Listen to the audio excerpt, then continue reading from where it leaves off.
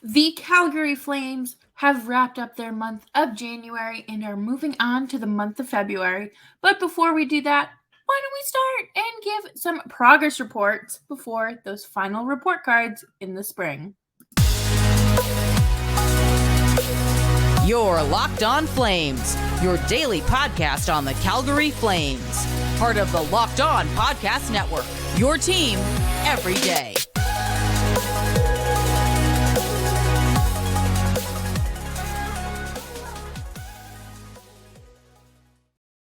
Hello, everyone, and welcome to Locked On Flames. Today's episode is brought to you by FanDuel, the official sportsbook of Locked On.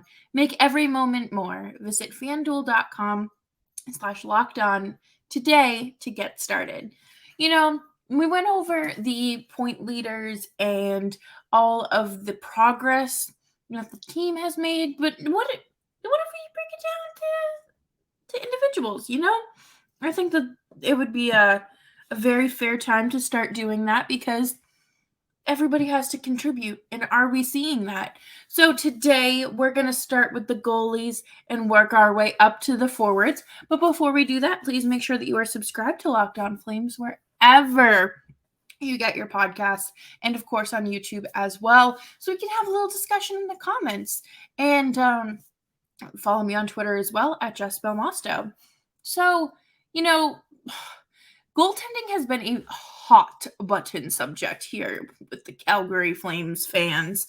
And I think that is a very fair, conversation to have. I think we do finally have a little bit of a goalie controversy brewing. I joked about one earlier in the season. I joked about one when I started hosting the show back in 2020, but it has finally hit us. So let's take a look at Jacob Markstrom's split for the month of January. And of course, I am going to be sharing my screen, which is something it is very helpful to look at if you are a visual person like me.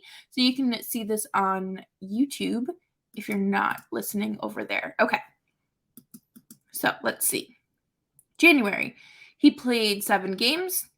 He started 7 games. I did not realize it was this bad. Oh my goodness.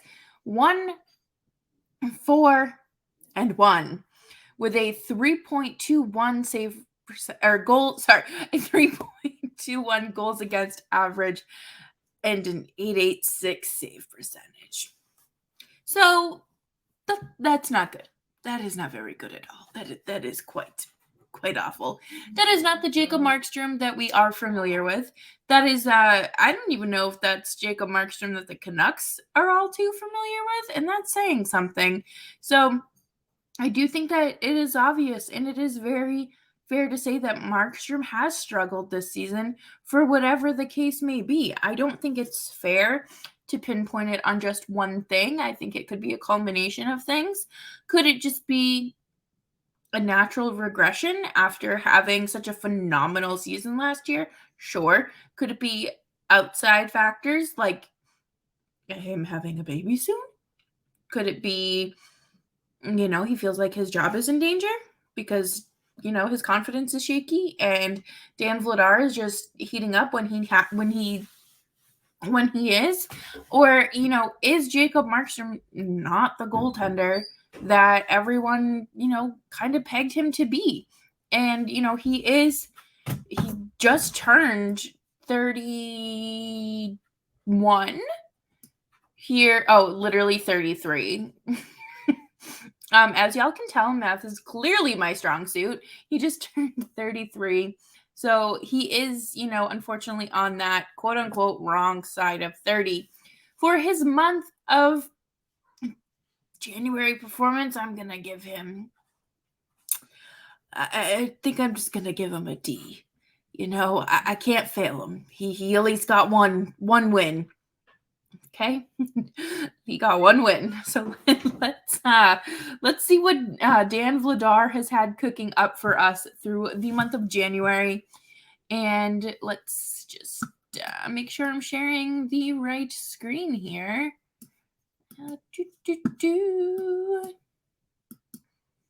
All right, so this is always the fun part here But, I think the thing about goaltending is just the fact that it isn't something that is predictable. It isn't something that is really measurable other than really these stats. And, Dan Vladar has had a phenomenal season, and you just got to keep rooting for him. You need at least one of your goalies to be hot. And if that's the backup, that's the backup. You take what you can get. And, Dan Vladar played in 6 games through the month of January, and he 5-0-1. That's phenomenal for him. I think that's good for really any goaltender that's winning, 90% of those games. And then, of course, with a 2.63 goals against, that is significantly lower than Markstrom's 3.2. And of course, a save percentage of a 908. A 908 is really where you want your starter to be. I think that, even obviously like a little bit higher, like 910s area. But if your backup goalie is in the 900s, I feel like you're doing a good job. I think even though Markstrom has slid a lot this season, being able to rely on Vladar has been a huge, huge relief for the Flames. And, it does feel like this team plays differently in front of Vladar, and it feels like they're able to win where they just kind of give up on Jacob Markstrom. It's the offense that craps out in front of Jacob Markstrom, because we saw with Brian Baston Monday's episode. He talked about how the Flames defense is 10% above the league's average when they play in front of Markstrom. So it's not the defense. It's time to start looking at your forward lines there. But, Dan Vladar had a absolutely phenomenal month of January. And I have to give him an A-, B+, A-. I think that, he came in during the St. Louis game, and he was expecting to get a night off, and it was not a night off for him. It was, in fact, a much appreciated stop in on his way to work. But coming up next, we are going to make our way through the defensive pairings and talk all about them as we roll on through our mid-season report cards. But before we do that, please allow me to tell you about our friends at FanDuel. I'm so excited to have FanDuel brought on as one of our sponsorships, because they are doing this super cool called First Bet No Sweat for the Super Bowl, and it is awesome. Okay. Like there aren't too many things that I get truly excited about on the internet, but this is one of them. And if you're new to FanDuel, this is for you. This is for you because they have so many great features that make sports betting fun and easy. Right now, FanDuel is doing the first bet, no sweat first bet, and you can bet on Super Bowl 57, and you'll get up to $3,000 back in bonus bets if your first bet doesn't win. FanDuel lets you bet on everything from the money line to point spreads to who will score a touchdown. That's all you like to see. I bet on CeeDee Lamb scoring a touchdown in the first game of the season, and he didn't do that, but he did it against the Bucs in the playoffs. So you know what? I didn't bet on that, and I'm a clown for that. But get situated with FanDuel today at FanDuel.com/lockedon to claim your no sweat first bet on Super Bowl 57. That's FanDuel.com/lockedon. If you are new here or for whatever reason haven't decided to follow me on Twitter, hi. My Twitter is at Jess Belmosto, so you can absolutely follow along there. And we have fun there. We talk a lot about sports. We talk about music and lots of fun stuff. So I am going to the Flames defense. I feel like it is a defense can kind of be a very difficult thing to measure, because when we look at goalies, we're looking at their save percentages, their goals against, their goals above expected. But then when you look at your forwards, you're looking at point totals, you're looking at how strong they look on the forecheck, and whatever the case may be, right? And you're looking at the point totals, the goals, this, that, and the other. And it's not always that easy. But I do want to talk about, of course, some of the defensemen today, because we don't have time to run through all of these. But our good friend, Rasmus Andersson, let me pull up his page and share the screen with you. But Rasmus Andersson, at the ripe old age of 26, is having himself quite the year. I believe that he is having a career year. Well, he's on pace, certainly. Last season, he capped out at 50 points, and right now he has 33 through 50 games. So I wouldn't be surprised if we see something exciting, another career year from him. He's having the time of his life in, I believe, Mexico, with Andre Burakovsky and Anderson's wife, and of course, little baby Benji. Through the month of January, Rasmus Andersson played 12 games and had 6 total points. I'm going to be honest with you. That's pretty good for a defenseman. The month of December was a monster month for him. He had 11 points. In November, he had 9. So, unbelievable. And this is a very interesting thing to look at here, but on, where was it? He has the most points on Sundays. No, sorry, Saturdays. Saturdays, he has 12. When he plays on Saturdays, he has 12 points. So he has 2 goals and 10 assists through 12 Saturdays. So that's, interesting, so hopefully the Flames can keep up these Saturday games so our buddy can keep racking up those points. But for Rasmus Andersson, it's not just about him stepping up offensively. To me, it's watching him step into this role truly as that first pairing defenseman. He came in early in his career playing with Gio, and Gio was able to take him under his wing and, kind of mold him early on. And of course, with the Flames, they kind of went through that weird little revolving door of coaches. So, early in his career, Andersson really didn't have much stability. So for him to be playing, what is this, like technically 2.5 seasons now under Daryl Sutter, I think he's doing pretty well. I think that he has, again, taken those giant steps, and I think playing with players like Noah Hanifin, like he is Rasmus Andersson, Noah Hanifin, Mackenzie Weegar, Chris Tanev, Oliver Shillington, I think that it's been a great learning experience for him, and it's shown. I think that he has come into his own as a player, and it is something that we should be appreciating, because it's not just it's great. He's doing what you want him to do. And another 26-year-old in Noah Hanifin. I feel like he's been in the league for so much longer, but he just turned 26 in January 25th. And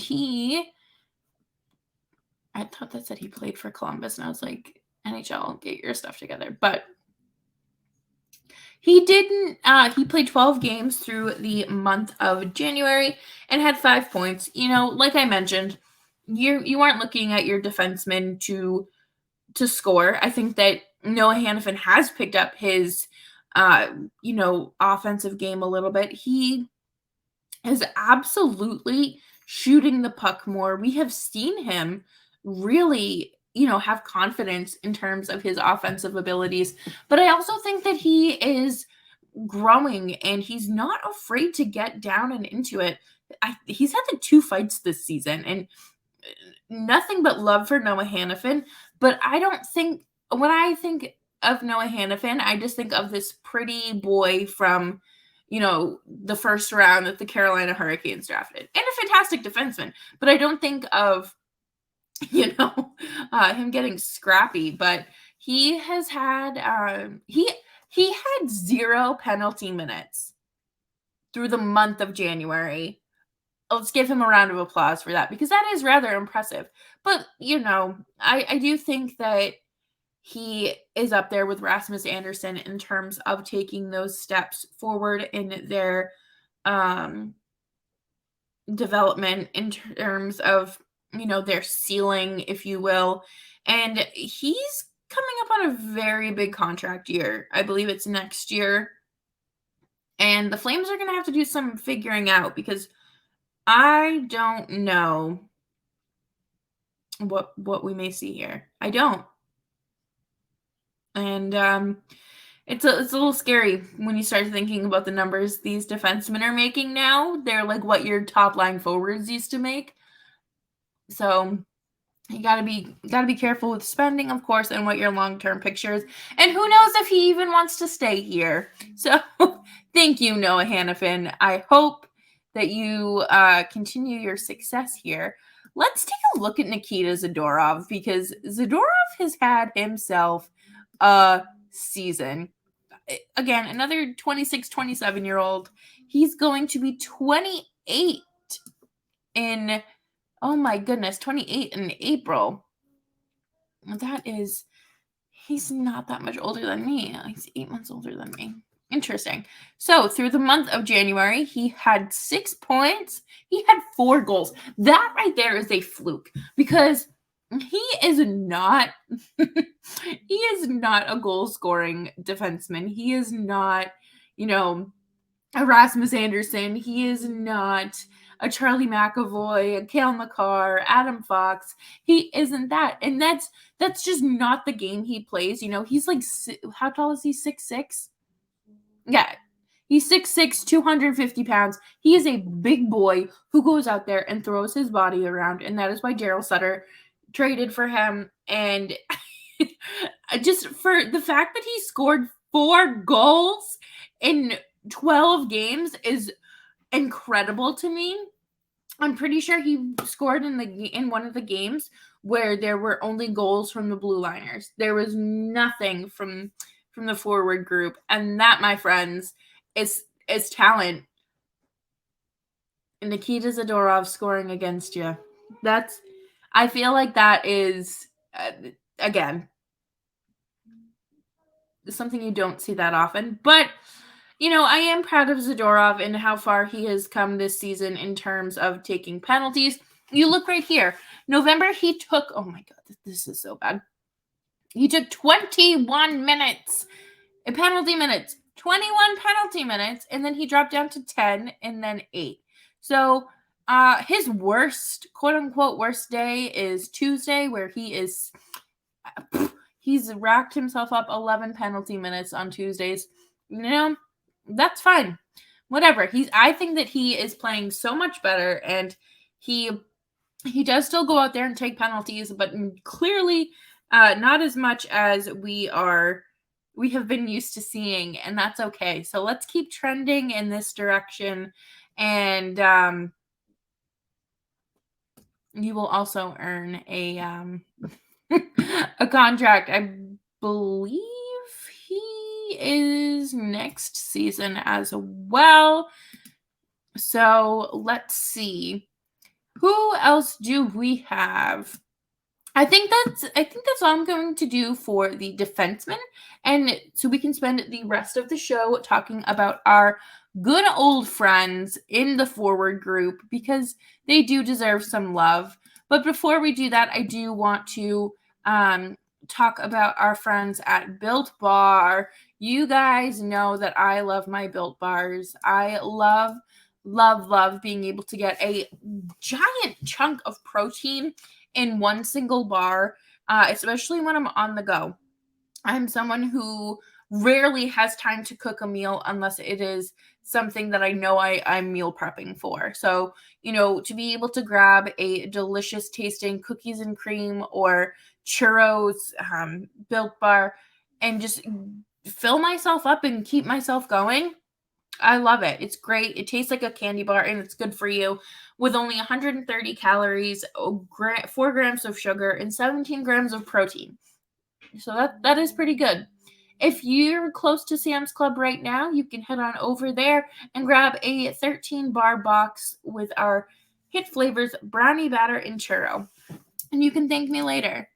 So thank you everyone for hanging out with me on Locked On Flames. Tomorrow, Nick is back on the show, and he's going to be we're gonna be talking about some fun stuff tomorrow. We have a little bit of some silly season, how we would fix the All-Star game. And that's always my favorite when we can get a little creative here. I haven't been giving these players ratings. Rasmus Andersson an A, Noah Hanifin a B, Nikita Zadorov, he gets an A. Easily an A in my book. So sorry about that.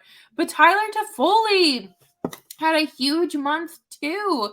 He had 3 goals and 9 assists through 12 games. So he was averaging about a point per game. And that is something you love to see here.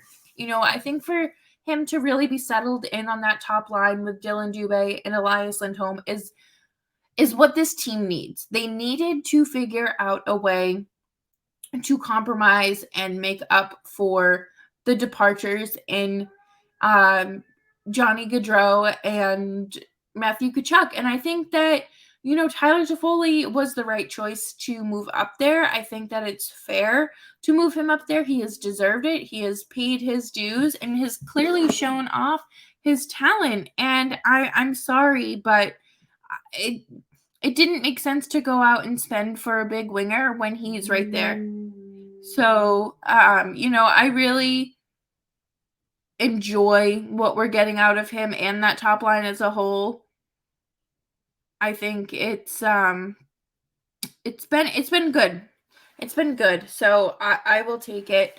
I think that he has earned his vacation. I think that it is deserved, and I have to give him an A minus.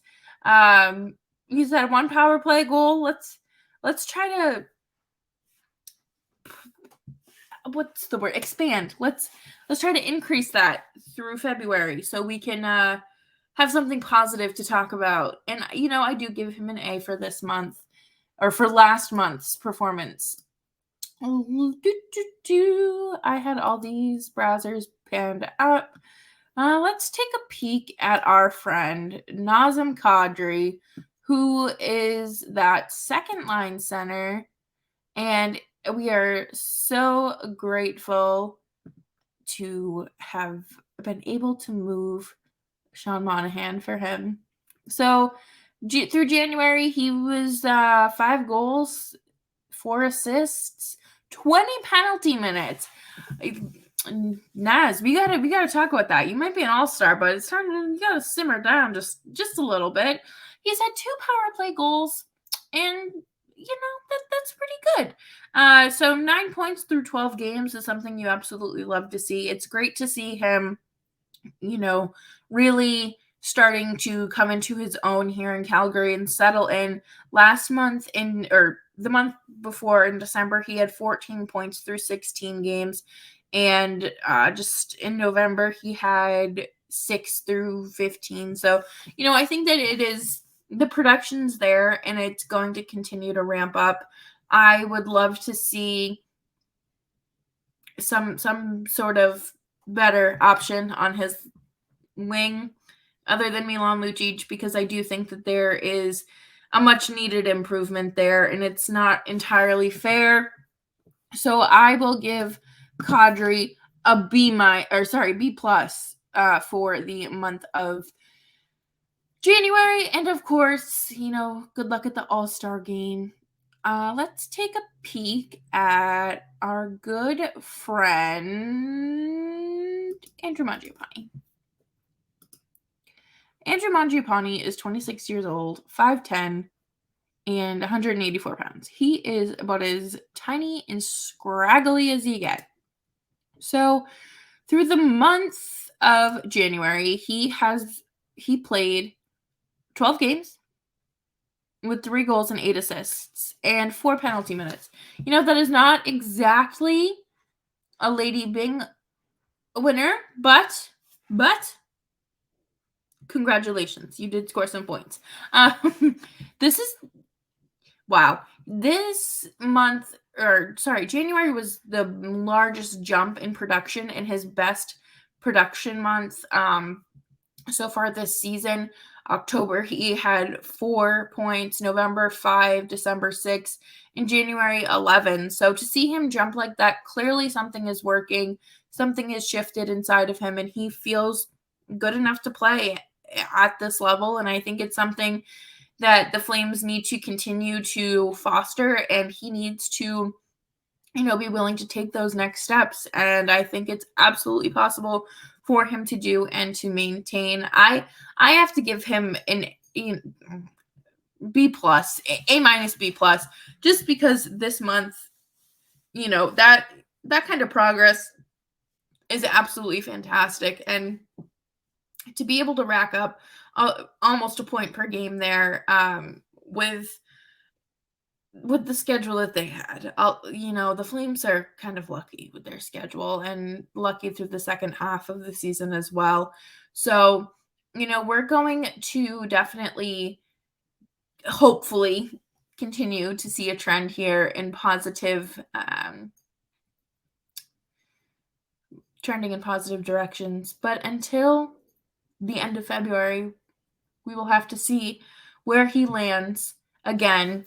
And that's all I have for today. Like I said, tomorrow is going to be a fun, silly episode, something that you would typically see in the off season, but you're seeing it now because it is the All-Star break.